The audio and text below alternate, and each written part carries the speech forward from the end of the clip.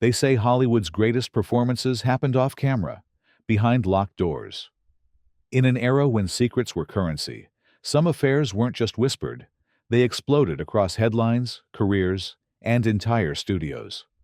What really happened when the most glamorous stars broke the ultimate taboo and risked it all for forbidden love? Join us as we trace the tangled paths of passion and betrayal that left Tinseltown forever changed. Sometimes, it's not the script that shapes a legend, but what's left unwritten. Clark Gable and Carole Lombard. When Hollywood royalty falls in love, the world pays attention. But in the case of Clark Gable and Carole Lombard, the headlines weren't just about romance. They were about scandal, secrecy, and a passion that defied the rules of their era. Gable, the original king of Hollywood, was no stranger to gossip columns. He had a reputation as a womanizer and had been married twice. Lombard, meanwhile, was the high-spirited queen of screwball comedies, beloved for her quick wit and irreverent humor. The two first met in 1932 on the set of No Man of Her Own, but the sparks didn't fully ignite until several years later. By then, both stars were married to other people, Gable to his second wife, Maria Langham, and Lombard to actor William Powell. Hollywood's strict morality clauses, enforced by the studios, meant that affairs could destroy careers. But that didn't stop Gable and Lombard. Their chemistry was impossible to hide, even from the tight-lipped studio handlers who tried to keep such stories buried. Gossip columnists knew what was going on, but kept quiet, sometimes at the direct order of studio bosses who wanted to protect their biggest assets. Still, whispers traveled fast through the industry. The public caught on as the couple was seen at Hollywood parties, their affection clear in every candid photograph. When Gable finally secured his divorce in 1939, he and Lombard married in a small ceremony. For a brief, shining moment, they were the golden couple, seemingly invincible. Tragically, that fairy tale ended when Lombard died in a plane crash in 1942. Gable was never the same. He joined the military, reportedly saying he didn't care if he came back. Their love story, forged in secrecy and shattered by fate, remains one of Hollywood's most legendary and heartbreaking affairs.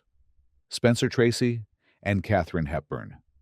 In Hollywood's golden age, some secrets were whispered so often they became part of the town's mythos.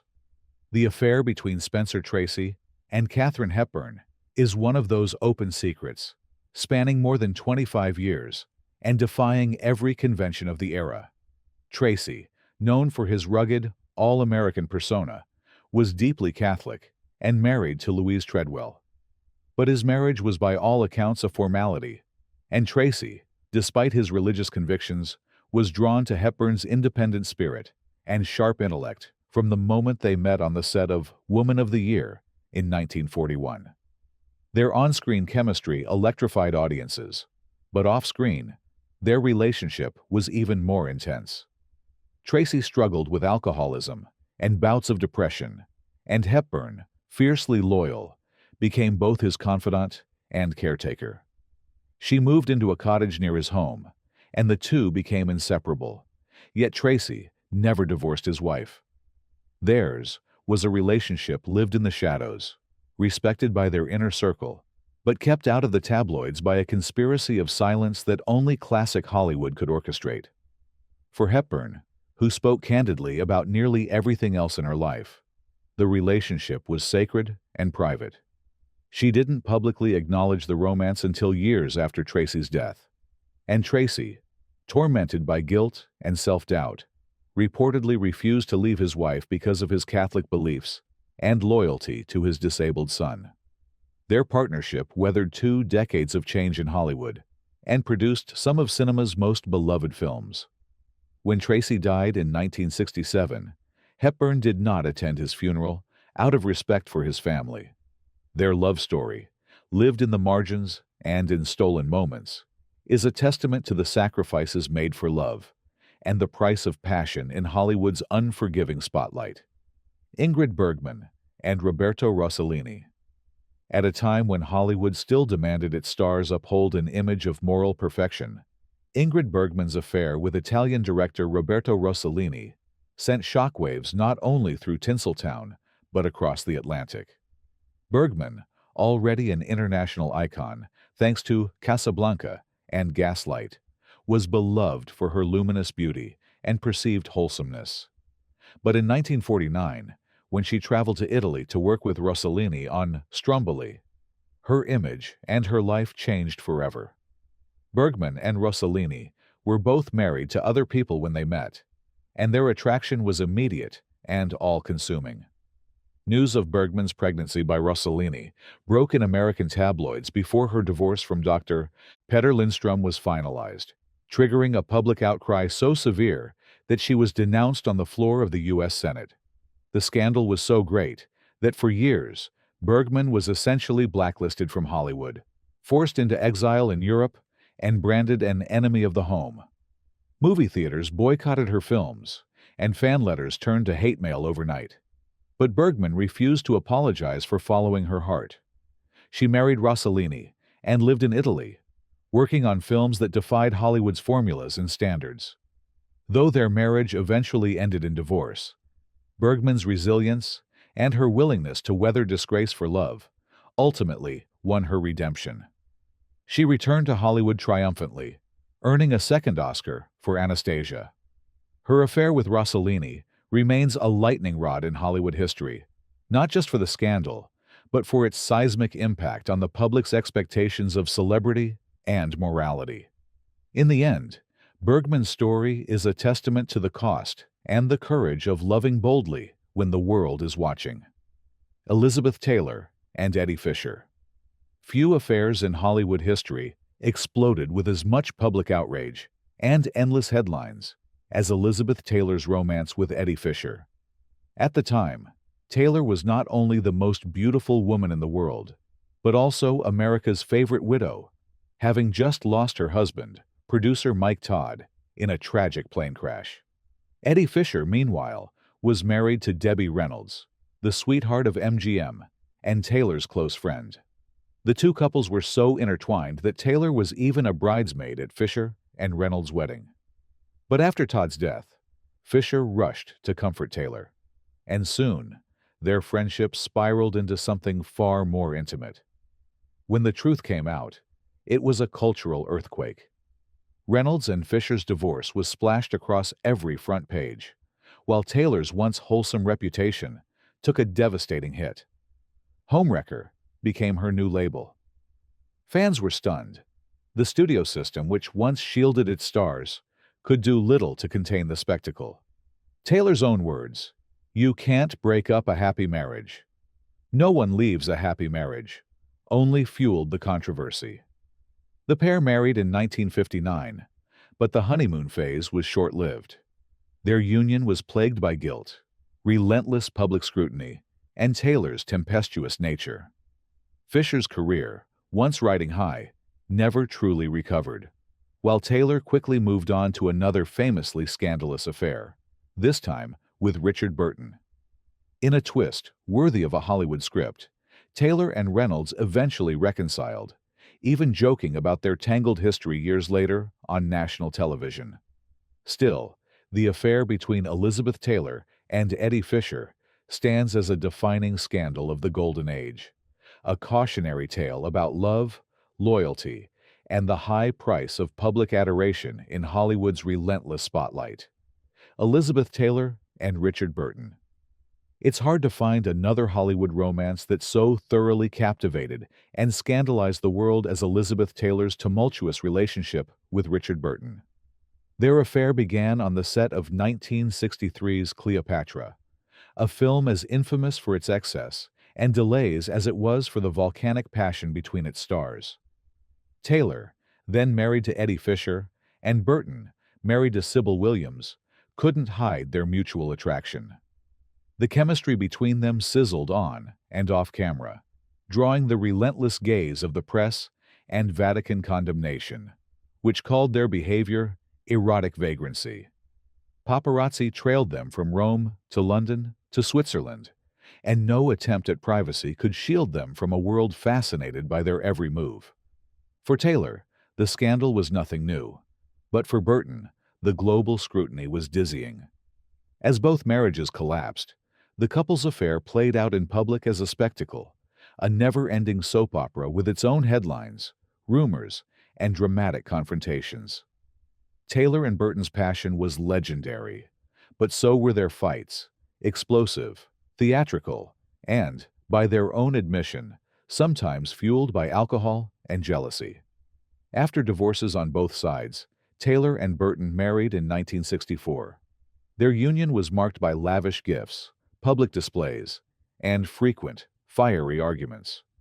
The couple divorced in 1974, only to remarry a year later, then divorce again for good. Through it all, they continued to work together, creating some of the era's most memorable on-screen pairings.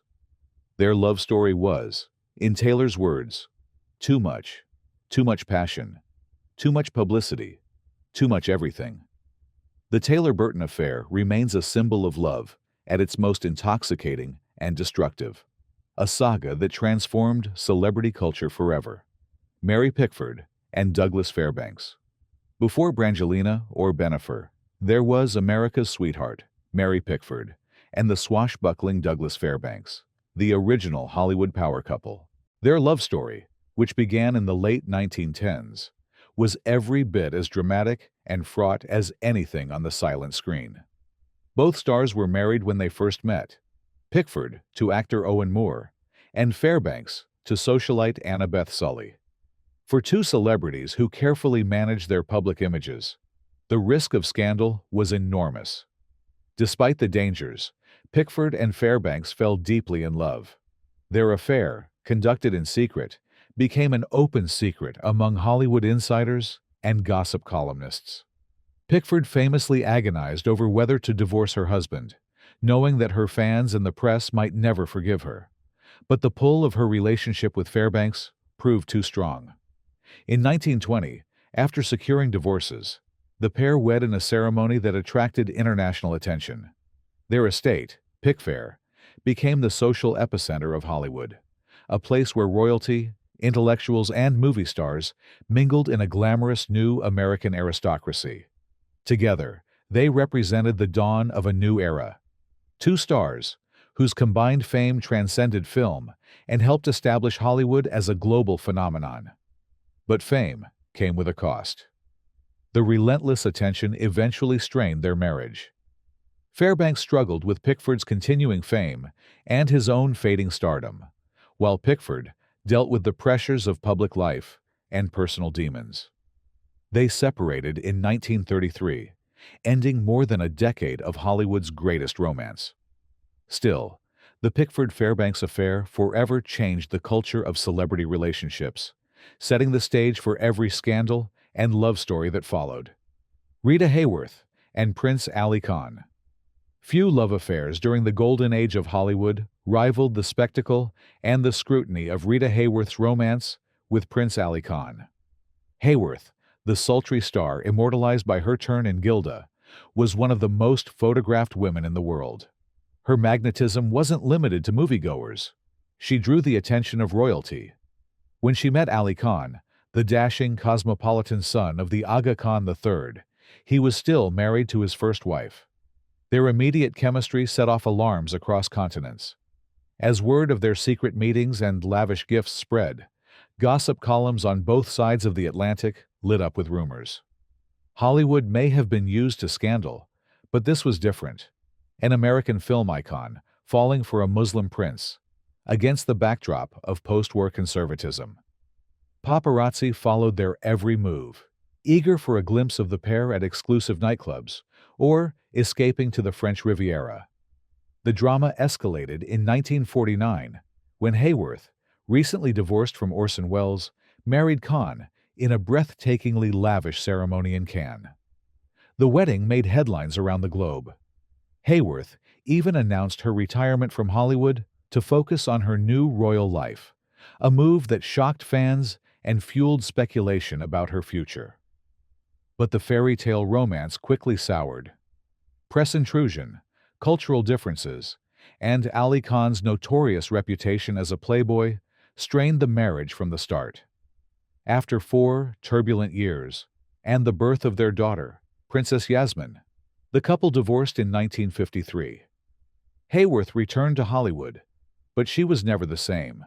The pressures of fame and heartbreak had left their mark. Even so, the story of Rita Hworth and Prince Ali Khan endures as one of Tinseltown's most extravagant and star-crossed love affairs, proving that not even royalty could write a happy ending for Hollywood's love goddess. Joan Crawford and Clark Gable. In the golden halls of MGM, few pairings caused more whispered intrigue than Joan Crawford and Clark Gable. Crawford, already established as the queen of reinvention, and Gable, Hollywood's rugged leading man, ignited a relationship that would span decades, often hidden in plain sight. Both were married to others when their connection began, but that did little to slow their intense attraction. Their romance was as tempestuous as the roles they played on screen, with sparks flying during private dinners and public events alike. Studio bosses knew the value and the danger of this combustible pairing. Louis B. Mayer, head of MGM, both fostered and tried to control their connection, wary of scandal, yet aware that the Gable-Crawford brand was box office gold. The studio even paired them in films like Dancing Lady and Chained, letting audiences witness their chemistry while trying to keep rumors from exploding into a full-blown scandal. But the gossip machine was relentless.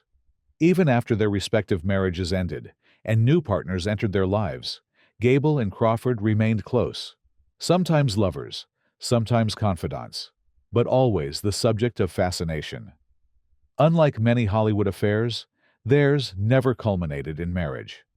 Instead, it was a saga of missed timing, personal ambition, and a bond that endured despite shifting circumstances. Crawford's ambitions and Gable's wanderlust often pulled them in different directions, but their mutual respect remained. Both would later recall the relationship with a mix of nostalgia and pride. The Gable-Crawford affair stands as a testament to Hollywood's ability to both manufacture and obscure reality, reminding us that sometimes the greatest love stories don't end in happily ever after. They simply endure, just beneath the surface, forever part of Tinseltown's mythic fabric. Marilyn Monroe and John F. Kennedy. No Hollywood affair is shrouded in more mystery and more myth than the rumored relationship between Marilyn Monroe and President John F. Kennedy. Monroe, the ultimate screen siren, and Kennedy, America's charismatic young leader, were at the peak of their fame when rumors of their connection began to swirl. The two allegedly met at a dinner party in the early 1960s, and from that moment, speculation about their private meetings and secret phone calls became the obsession of both the press and the public. What set this affair apart was the danger. Monroe was already under relentless scrutiny, plagued by personal demons and the pressures of superstardom. Kennedy, meanwhile, stood at the pinnacle of political power, with everything to lose if his private life became public. Their encounters, carefully arranged through intermediaries and often taking place at discreet parties, were the stuff of cloak-and-dagger intrigue. Monroe's famous sultry performance of Happy Birthday, Mr. President in 1962 only fueled rumors, leaving the world breathless and hinting at an intimacy that could never be fully confirmed. In the end, neither Monroe nor Kennedy publicly acknowledged their relationship, and the details remain buried under decades of speculation and conspiracy theories. The alleged affair became a symbol of the intersection between Hollywood glamour and political power, and its tragic undertones grew deeper after both Monroe's untimely death and Kennedy's assassination. For generations, the Monroe-Kennedy connection has been analyzed, fictionalized, and immortalized, proof that in Hollywood, sometimes the most powerful stories are the ones shrouded in secrets, destined to remain unresolved, forever fueling the public imagination. Lana Turner and Johnny Stompinado. Lana Turner's life was a whirlwind of glamour, heartbreak, and, ultimately, scandal that shocked even the most jaded corners of Hollywood. By the time she met Johnny Stompinado in the late 1950s, Turner had survived the ups and downs of stardom, her name alone a magnet for drama. Stompinado, meanwhile, was a known mob associate, his reputation as a fixer and underworld enforcer preceding him wherever he went. Their affair was intense, volatile, and doomed from the very beginning. Stompinado swept Turner off her feet, showering her with gifts and attention, but the relationship soon turned possessive and abusive. The pair's explosive arguments became the talk of Hollywood's party circuit, with insiders warning Turner that Stompinado's temper could spiral out of control. Despite the mounting danger, Turner struggled to break free. The relationship culminated in a tragedy that forever altered both her career and her legacy. On a stormy night in 1958, Turner's teenage daughter, Cheryl Crane, stabbed Stompinado to death during one of the couple's violent altercations, claiming she was defending her mother from imminent harm. The trial that followed transfixed the nation. Every sordid detail of Turner's personal life was paraded before the world, with the media painting her as both a victim and a femme fatale. Ultimately, the courts ruled the killing a justifiable homicide, but the scandal left a permanent scar. Turner's career survived, but she was never able to escape the shadow of the tragedy. The affair with Johnny Stompinado became a cautionary tale about the dark side of fame, a story where Hollywood glamour collided with real-life danger, and where love turned lethal in the harsh glare of the spotlight. Gloria Swanson and Joseph P. Kennedy. The Roaring Twenties were a decade of excess, and few embodied that spirit more than silent film goddess Gloria Swanson. But when Swanson became romantically entangled with Joseph P. Kennedy, the ambitious, married patriarch of the future Kennedy dynasty, the affair reverberated far beyond the studio gates.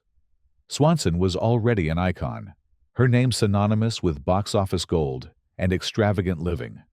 Kennedy, meanwhile, was a sharp, self-made businessman, determined to carve out a place for himself in Hollywood.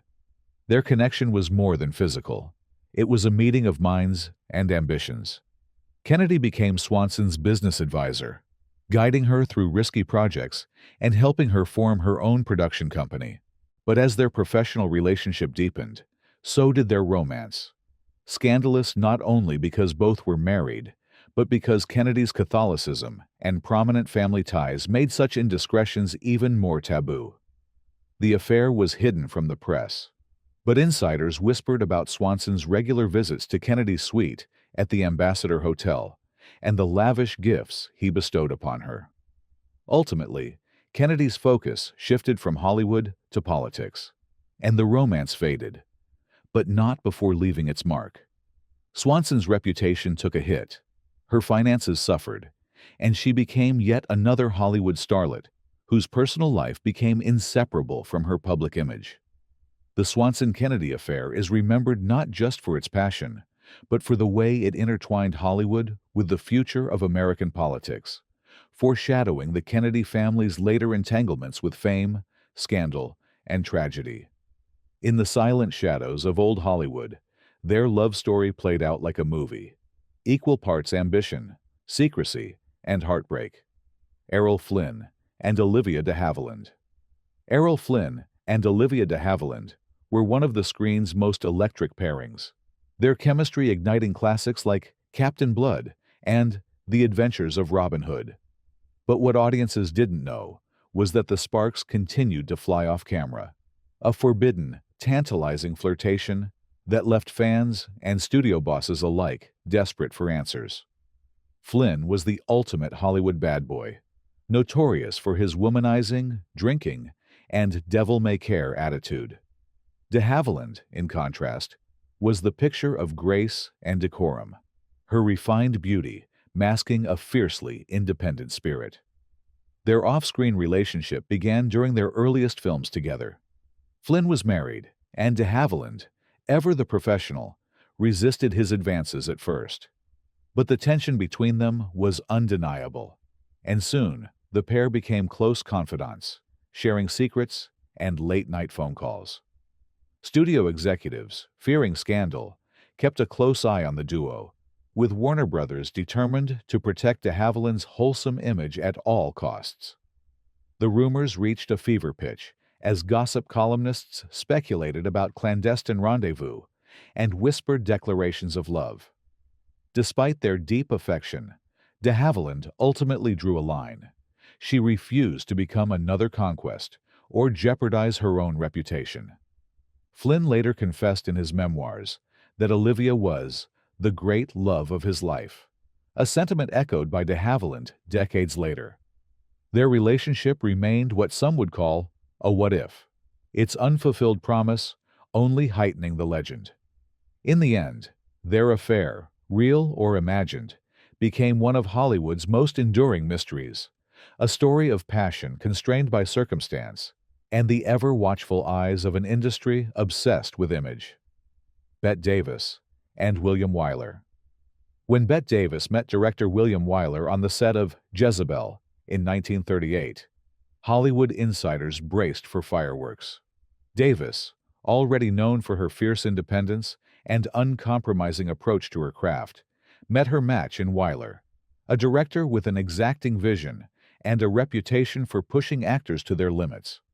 Both were married to others at the time, and both understood that any hint of impropriety could torpedo their careers. But the intensity of their connection was impossible to disguise. What began as a creative partnership quickly ignited into a passionate, tempestuous affair. Their relationship was as stormy as the Southern drama they brought to life. Davis later described her love for Wiler as the most significant of her life, calling him the only man she ever truly loved. On set, their chemistry translated into electric performances, but behind the scenes, their romance was a tug-of-war of egos, ambition, and emotion. Davis, always forthright, found herself vulnerable in Wiler's presence, something she rarely allowed. He, in turn, inspired her greatest performances, but was unable to commit fully to their relationship, constrained by both his marriage and his dedication to his work. The affair didn't last long, but its impact did. Davis won her second Oscar for Jezebel, and the pair collaborated on 2 more films, each time rekindling old feelings. For Davis, the end of the relationship was bittersweet, as she admitted that losing Wiler was one of her life's great regrets.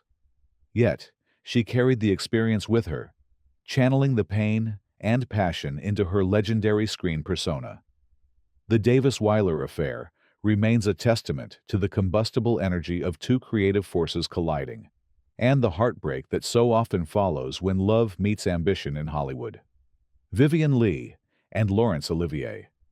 The love story of Vivian Leigh and Laurence Olivier is as sweeping and dramatic as any epic film. Both British, both married to other people when they met. Their affair began during the production of Fire Over England in 1936, and soon blossomed into one of the most passionate and public romances of the era. Leigh, who would soon immortalize Scarlett O'Hara in Gone with the Wind, was captivated by Olivier's intensity and artistry. Olivier, meanwhile, found in Leigh a kindred spirit, equally driven by ambition and creative fire. Their liaison was anything but discreet. They traveled together, performed together on stage and screen, and, once divorced from their respective spouses, married in a quiet ceremony in California in 1940. The press followed their every move, dubbing them the golden couple of both British and American cinema. But their love story was not without turbulence. Leigh struggled with mental illness, her bouts of depression and mania casting long shadows over their marriage. Olivier, for all his devotion, found himself overwhelmed by the demands of both their careers and Leigh's emotional volatility. Despite these challenges, the pair delivered some of the era's most memorable performances, often drawing from their own tumultuous relationship for inspiration. Their partnership became the stuff of legend, marked by triumphs, tragedies, and an abiding, if ultimately unsustainable, passion. After 20 years together, They divorced in 1960, but neither ever truly escaped the other's influence. The affair between Vivian Leigh and Laurence Olivier remains one of Hollywood's and the theater world's most enduring love stories, a testament to the power and peril of loving someone as fiercely as you love your craft. Jean Harlo and William Powell. Jean Harlo, with her platinum blonde hair and bold, mischievous smile, was Hollywood's original bombshell. William Powell, urbane and sophisticated, was her perfect counterpart, both on-screen and off. Their affair began in 1935, after Harlo's brief and troubled marriage to MGM producer Paul Byrne ended in scandal and tragedy. At first glance, Harlo and Powell seemed an unlikely match. She was vivacious and uninhibited. He was reserved and measured. But their chemistry was undeniable, and soon the gossip columns were abuzz with rumors of their romance. Powell, still recovering from a divorce, was initially cautious, but Harlo's charm won him over. The pair became inseparable, attending parties, premiering films together, and escaping the public eye at Powell's secluded ranch. Their relationship offered Harlo stability and affection she'd long craved, while Powell found himself unexpectedly enchanted by her wit and vulnerability. MGM, ever wary of scandal, discouraged marriage, and Powell, perhaps haunted by the loss of his previous wife, and wary of Harlo's tumultuous life, never formally proposed. Tragedy struck when Harlo fell gravely ill in 1937. Powell stood by her side, quietly financing her medical care and supporting her emotionally during her final days. Harlo died at just 26, her untimely passing shocking Hollywood and leaving Powell devastated. He would later recall her as the great love of his life, never quite recovering from her loss. Their story, brief and bittersweet, reminds us that even in the glare of Hollywood's spotlights, the most profound romances can be the ones cut short by fate, a love affair frozen in time, forever young and impossibly glamorous. Barbara Stanwyck and Robert Taylor. Barbara Stanwyck and Robert Taylor's romance was a complicated blend of real passion, studio manipulation, and the constant scrutiny of an industry that never respected boundaries. When the two first met on the set of His Brother's Wife in 1936, Stanwyck was already an established, tough-as-nails star, 10 years Taylor's senior, and recently divorced. Taylor, meanwhile, was MGM's latest heartthrob, a Midwestern boy with matinee idol looks and little experience with Hollywood's games. The chemistry between them was instant, and soon MGM's publicity department saw dollar signs. Louis B. Mayer, ever the puppeteer, openly encouraged the match, hoping to generate positive headlines and cement Taylor's reputation as a leading man. There were rumors the relationship was arranged, but behind the scenes, Stanwyck and Taylor's affection for each other was real, marked by mutual respect and a fierce loyalty that endured public gossip and private challenges. Taylor moved into Stanwyck's home, and despite the persistent involvement of their studios, the couple tried to carve out moments of normalcy. After a lengthy courtship, they married in 1939, becoming one of Hollywood's most glamorous couples. But the pressures of fame, long separations due to filming schedules, and Taylor's alleged infidelities slowly took their toll.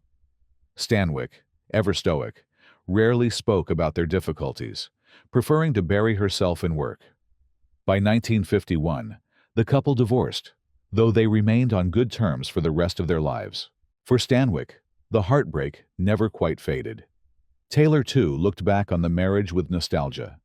Their affair stands as a lesson in the high costs of Hollywood love, where genuine connection is often tested by the relentless machinery of fame and the unyielding glare of the spotlight.